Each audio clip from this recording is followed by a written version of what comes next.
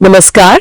आज हम अमेरिकी स्टॉक्स के टोकनाइजेशन पर थोड़ी गहराई से बात करने वाले हैं। जी। सुनने में ये शायद थोड़ा टेक्निकल लगे, पर बात सीधी सी है। एप्पल, टेस्ला जैसी बड़ी कंपनियों के जो शेयर्स हैं, उन्हें ब्लॉकचेन पर डिजिटल टोकन में बदलना। हमारे पास इस पर कुछ दिलचस्प जानकारी है। बिल्कुल।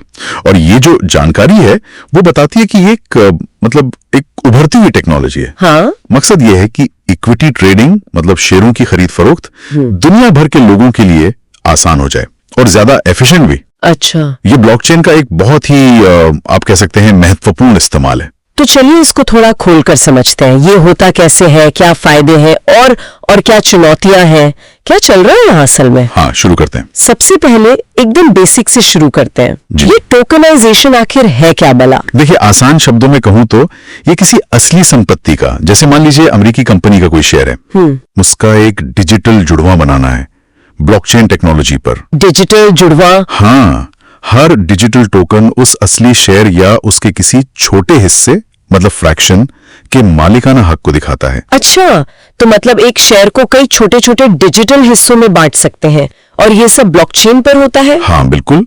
अक्सर ये इथेरियम या सोलाना जैसे ब्लॉकचेन पर बनते हैं। क्यों इन्हीं पर? क्योंकि ये स्मार्ट कॉन्ट्रैक्ट सपोर्ट करते हैं। ये स्मार्ट कॉन्ट्रैक्ट ही इन टोकन के नियम तय करते हैं और लेन देन को ऑटोमेट करते हैं। और सबसे खास बात क्या? ये टोकन आप क्रिप्टो एक्सचेंजों पर खरीद बेच सकते हैं दिन रात 24/7। अरे वाह, 24/7। पारंपरिक शेयर बाजार तो कुछ घंटों के लिए ही खुलते हैं। सही कहा, यहाँ वो बंदिश नहीं है। और वो जो आपने कहा छोटे हिस्सों में खरीदना, फ्रैक्शनल ओनरशिप, मतलब गूगल या अमेज़न जैसे महंगे शेयर भी कोई कम पैसे में खरीद सकता है, उसका एक टुकड़ा। बिल्कुल, यही तो इसका एक बहुत बड़ा फायदा है, ग्लोबल एक्सेसिबिलिटी। ग्लोबल एक्सेसिबिलिटी मतलब दुनिया में कहीं भी बैठा निवेशक बिना कोई अमेरिकी ब्रोकरेज खाता खोले इन बड़ी कंपनियों में हिस्सेदार बन सकता है। ये तो कमाल है, खासकर उन लोगों के लिए जिनके देशों से अमेरिकी बाजार में पैसा लगाना मुश्किल होता होगा। हाँ, उनके लिए तो बहुत बड़ा बदलाव ला सकता है। और फ्रैक्शनल ओनरशिप भी, जैसा आपने कहा, बहुत जरूरी है। महंगे शेयर आम निवेशक की पहुंच में आ जाते हैं। अच्छा, और क्या फायदे हैं इसके? बस यही एक्सेस और छोटे हिस्से, या कुछ और भी हैं? नहीं, और भी हैं। देखिए, 24/7 ट्रेडिंग की बात तो हमने कर ली। हाँ। इसके अलावा क्योंकि ये ब्लॉकचेन पर है तो बीच के जो बिचौलिए होते हैं वो कम हो सकते हैं। अच्छा, तो खर्चा कम हो सकता है? हाँ, संभावित रूप से लागत घट सकती है। और एक और बहुत बड़ा सुधार है सेटलमेंट टाइम में। सेटलमेंट टाइम मतलब वो जो शेयर खरीदने के बाद खाते में आने में टाइम लगता है, वही T+2 वाला। हाँ, ट्रेड के 2 दिन बाद। ब्लॉकचेन पर यह लगभग तुरंत हो सकता है, मतलब T+0 सेटलमेंट। T+0 सच में? मतलब पैसा दिया और शेयर मिला लगभग उसी समय? हाँ बिल्कुल। आप सोचिए, इससे बाजार में पैसा कितनी तेजी से घूमेगा, पूंजी ज्यादा कुशलता से इस्तेमाल होगी। ये बात तो है। काउंटर पार्टी रिस्क भी कम होता होगा फिर, मतलब दूसरे वाले की डिफॉल्ट करने का डर। सही पकड़ा, वो रिस्क भी काफी कम हो जाता है। पूरी प्रक्रिया तेज और शायद ज्यादा सुरक्षित भी बन सकती है। ये फायदे तो बहुत ही आकर्षक लग रहे हैं, खासकर ये दुनिया भर से पहुंच और तुरंत सेटलमेंट वाली बात। लेकिन मुझे लग रहा है ये इतना सीधा भी नहीं होगा, कुछ पेच होंगे जरूर। हाँ, आप बिल्कुल सही कह रही हैं। चुनौतियां भी हैं और वो कम नहीं है। जैसे कि? सबसे बड़ी चिंता है रेगुलेटरी अनिश्चितता, मतलब कानून का स्पष्ट ना होना। अच्छा। अमेरिका की जो मुख्य रेगुलेटर है SEC यानी सिक्योरिटीज एंड एक्सचेंज कमीशन। हाँ, सुना है नाम। इनका काम निवेशकों को पहचाना और बाजार को ठीक रखना है ना? बिल्कुल। तो SEC ने अभी तक इन टोकनाइज्ड स्टॉक्स के लिए कोई साफ नियम या ढांचा नहीं बनाया है। ये अभी भी एक तरह के ग्रे एरिया में है। ओह, तो कानूनी तौर पर स्थिति साफ नहीं है। ये तो बड़ा जोखिम हुआ फिर। निवेशकों को कैसे भरोसा होगा? यही बात है। और इसी से जुड़ा दूसरा बड़ा सवाल है कस्टडी और बैकिंग का। कस्टडी और बैकिंग? इसका क्या मतलब हुआ? मतलब ये कि जो टोकन जारी किया गया है, क्या उसके बदले में वाकई कोई असली शेयर कहीं सुरक्षित रखा गया है? 1:1 का हिसाब है या नहीं? अच्छा, कहीं ऐसा तो नहीं कि टोकन बस नाम का हो? कुछ मामलों में ऐसा हुआ है, खासकर शुरुआती दिनों में। कुछ टोकन सिर्फ शेयर की कीमत को ट्रैक करते थे, पर वो आपको असली मालिकाना हक नहीं देते थे। उन्हें सिंथेटिक टोकन कहते हैं। सिंथेटिक टोकन मतलब निवेशक सोच रहा है कि वो शेयर का मालिक बन गया, पर असल में है नहीं। ये तो खतरनाक बात है। प्लेटफॉर्म था मिरर प्रोटोकॉल। हाँ, वो सिंथेटिक एसेट ही ऑफर करता था। बाद में वो बुरी तरह फेल हो गया। ओहो, तो ये एक तरह की चेतावनी है कि हमें टोकन की बैकिंग बहुत ध्यान से देखनी होगी। क्या हमें असली शेयर मिल रहा है या सिर्फ उसकी कीमत का उतार चढ़ाव झेलने को मिल रहा है? पारदर्शिता बहुत जरूरी है यहाँ। सही बात है। अच्छा, और एक चीज, इन नए प्लेटफॉर्म्स पर लिक्विडिटी कैसी होती है? मतलब क्या आसानी से खरीद बिक्री हो जाती है जैसे बड़े स्टॉक एक्सचेंज पर होती है? ये भी एक वैध चिंता है।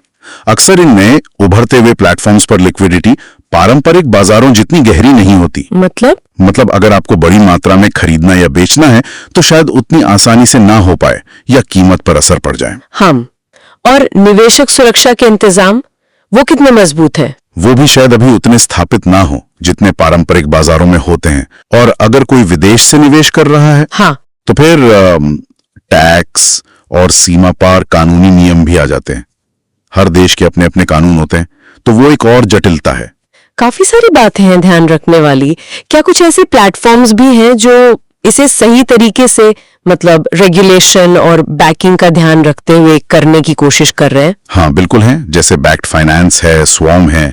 ये कुछ प्लेटफॉर्म्स हैं जो रेगुलेटेड तरीके से काम करने पर फोकस कर रहे हैं।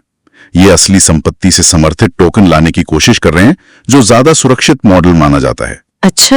और मजे की बात यह है कि फ्रैंकलिन टेम्पल्टन जैसी बड़ी जानी मानी पारंपरिक फाइनेंस कंपनी भी अब ब्लॉकचेन पर टोकनाइज्ड फंड्स ला रही हैं। सच में? Franklin Templeton? हाँ, तो ये दिखाता है कि अब मुख्य धारा की कंपनियां भी इस टेक्नोलॉजी को गंभीरता से ले रही हैं। तो फिर भविष्य कैसा लग रहा है इसका? क्या ये रेगुलेशन वाली मुश्किलें सुलझेंगी? और आपने डीफाई का भी जिक्र किया था पहले। उम्मीद तो यही है कि रेगुलेटर्स धीरे धीरे इस तकनीक को समझेंगे और इसके लिए साफ नियम बनाएंगे। तब शायद हमें पूरी तरह से रेगुलेटेड प्लेटफॉर्म्स देखने को मिले जहां टोकन असली शेयरों से ठीक से जुड़े हों। और डीफाई में इसका क्या रोल होगा? ये डीफाई क्या है असल में? डीफाई मतलब डिसेंट्रलाइज्ड फाइनेंस या विकेंद्रीकृत वित्त। ब्लॉकचेन पर आधारित फाइनेंशियल सर्विसेज बिना बैंक जैसे बिचौलियों के। ओके। तो सोचिए, इन टोकनाइज्ड स्टॉक्स को आप डीफाई प्लेटफॉर्म्स पर लोन लेने के लिए गारंटी यानी कोलैटरल की तरह इस्तेमाल कर सकते हैं। अच्छा। या फिर इन्हें स्टेक करके मतलब सिस्टम में लॉक करके पैसिव इनकम भी कमा सकते हैं। ये पारंपरिक फाइनेंस और ब्लॉकचेन की दुनिया को जोड़ने का एक बहुत बड़ा जरिया बन सकता है। ये तो वाकई काफी संभावनाएं खोलता है। तो क्या भविष्य में शेयर बाजार ऐसे ही होंगे, पारंपरिक और ब्लॉकचेन का मिक्स? बहुत मुमकिन है, शायद हाइब्रिड बाजार बने जहां शेयर आपको पारंपरिक एक्सचेंज पर भी मिले और ब्लॉकचेन पर टोकन के रूप में भी। निवेशक चुन सके कि उन्हें क्या चाहिए। और ये सिर्फ स्टॉक्स तक ही सीमित नहीं रहेगा शायद? बिल्कुल नहीं, जैसा स्रोत बता रहे हैं, बॉन्ड, रियल एस्टेट, कला, यहां तक कि कार्बन क्रेडिट्स, इन सबको टोकनाइज करने पर काम चल रहा है। बाप रे। हाँ, ये वाकई पूरे फाइनेंशियल सिस्टम को बदल सकता है कि हम संपत्तियों को कैसे देखते हैं, कैसे उनका मालिकाना हक रखते हैं और कैसे ट्रेड करते हैं। तो अगर हम आज की बात को समेटें, अमेरिकन स्टॉक्स का टोकनाइजेशन ये शेयर बाजार में मालिकाना हक और ट्रेडिंग का एक बिल्कुल नया तरीका पेश कर रहा है। इसमें दुनिया भर के लोगों को शामिल करने की और पूरी प्रक्रिया को ज्यादा एफिशिएंट मतलब कुशल बनाने की जबरदस्त क्षमता है। हाँ, क्षमता तो बहुत है, इसमें कोई शक नहीं, लेकिन ये याद रखना बहुत जरूरी है कि ये अभी भी मतलब बहुत शुरुआती दौर में है। सही। रेगुलेटरी स्पष्टता, कस्टडी की पारदर्शिता, निवेशक सुरक्षा, ये सब मुद्दे इसके आगे बढ़ने के लिए बहुत बहुत महत्वपूर्ण है। तो निवेशकों को क्या करना चाहिए? निवेशकों को बहुत जानकारी रखनी होगी और सतर्क रहना होगा, क्योंकि ये बाजार अभी बन रहा है, विकसित हो रहा है। लेकिन हाँ, ये सिर्फ स्टॉक ट्रेडिंग नहीं, हमारे पूरे वित्तीय ढांचे को, फाइनेंशियल सिस्टम को नया आकार दे सकता है। बिल्कुल। और इसी सोच के साथ मैं एक सवाल अपने श्रोताओं के लिए छोड़ना चाहूंगी। जरूर। सोचिए, अगर सिर्फ शेयर ही नहीं बल्कि लगभग हर तरह की संपत्ति, आपका घर, कोई पेंटिंग, कुछ भी, अगर सब कुछ टोकनाइज हो जाए तो भविष्य में मालिकाना हक यानी ओनरशिप का मतलब क्या रह जाएगा और हम चीजों का लेन देन कैसे करेंगे? इस पर सोचिएगा जरूर।